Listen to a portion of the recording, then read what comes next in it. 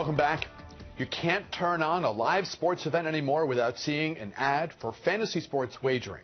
Companies are pumping huge sums trying to hook sports-obsessed fans. But the growing industry was rocked this week by reports that a top official with one company profited handsomely by placing well-timed bets with a rival firm. Washington Post reporter Neil Greenberg joins us now from the paper's newsroom downtown. Neil, thanks very much for your time. This is a great topic, and it's good to have you with us. Thanks for having me. This industry has exploded. I mean, not that fantasy sports is new by any means, but these companies, they're just investing untold sums trying to position themselves as preeminent in an industry that it seems many people believe is fertile for explosive growth. Absolutely, and a large part of it is there's a low barrier of entry. When you look at the typical fantasy football sports, it requires getting a group of people together that you know or at least have some inroads with. But with the daily fantasy online, you can join a league at any time. The entry fees are as low as $1, so it makes it very easy for people that may have been a little bit put off to a season-long commitment and possibly big dollars to get in, and just like the ads say, you play for a week, if you could decide to go back in the next week or not, but it's really made it very accessible to anyone that's looking to participate in fantasy football. Before we talk in depth about the scandal, if I can call it that, and there are calls for investigation, it seems like some stuff happened here that shouldn't have, and I want to go in depth with you on that in a moment. But I want to take a second to make sure that people understand the new wrinkle that these companies have brought to this activity.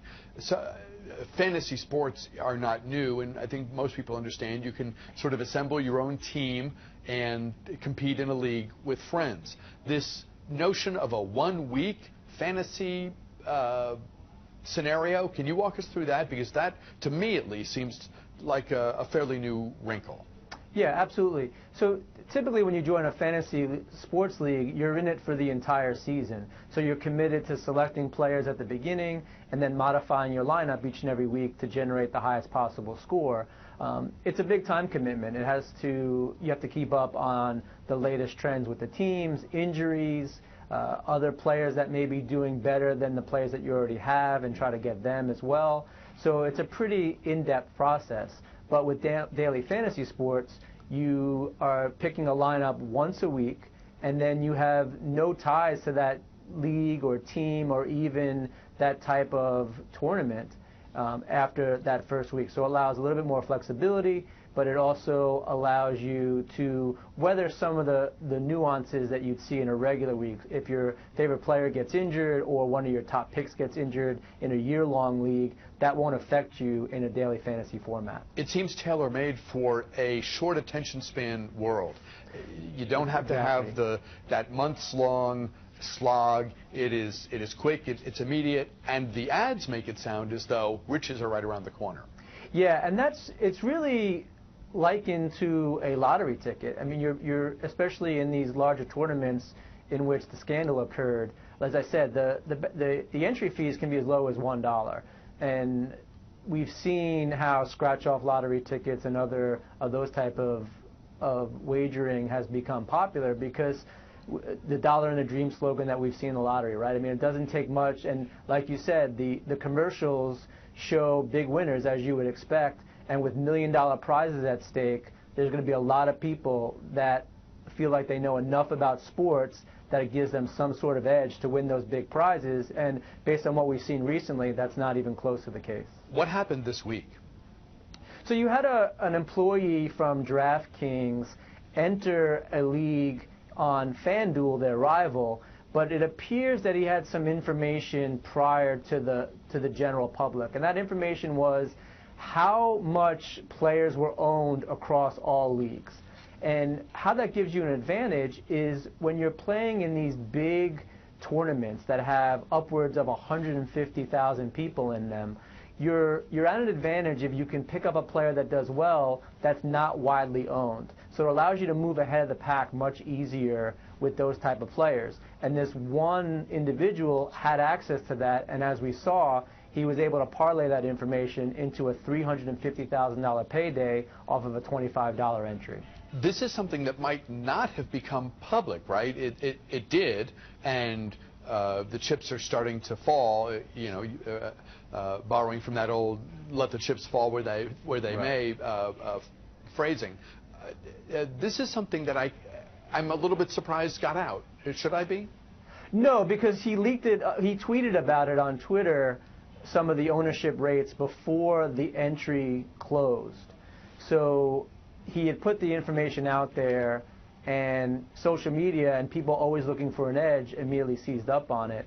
But what's particularly striking is, one, that he was able to profit off that information beforehand, and two, that these companies even allow their employees to participate in not only the online games at their own sites, but also at other sites as well. What has been the reaction? I know the Attorney General in the state of New York has this on his radar, but can you speak more broadly to the reaction this, again, I'm using the word scandal, has generated? It's definitely a scandal, and it's borderline fraud. It's very similar to what we see in insider trading on the stock market. There are some company executives that try to profit off of information that the general public doesn't have, and that's the same thing here. And while it's easy to dismiss it as, oh, it's just a fantasy sports site, there was literally $1 million at stake. So this isn't where it's a victimless crime. There's real money to be made, and $350,000 payday based on inside information. That's, you know, that kind of speaks to the lack of integrity on a lot of these sites. So it's a pretty big deal. I know it scared a lot of people away, but it also illuminates just how much of a disadvantage the general public is. There was a recent study that came out that showed that 2% of the participants on these daily fantasy football sites win 80% of the money. So you have these, what they call sharks, these people that run algorithms that put multiple entries, as many as 200 entries into one contest, and really stack the odds in their favor by creating multiple iterations of lineups. And when you're dealing with that type of barrage of people and just information, it's very difficult for an individual to play one lineup for $1 and have any sort of success. It's funny, just rooting for my actual teams provides me more than enough heartache to have a full life, so I've never been drawn to this fantasy notion. Whether it's the traditional league or this sort of thing, but hearing you talk, if there was any way that my interest in this could have dropped any lower, it just did, because who wants to be competing against these shark types?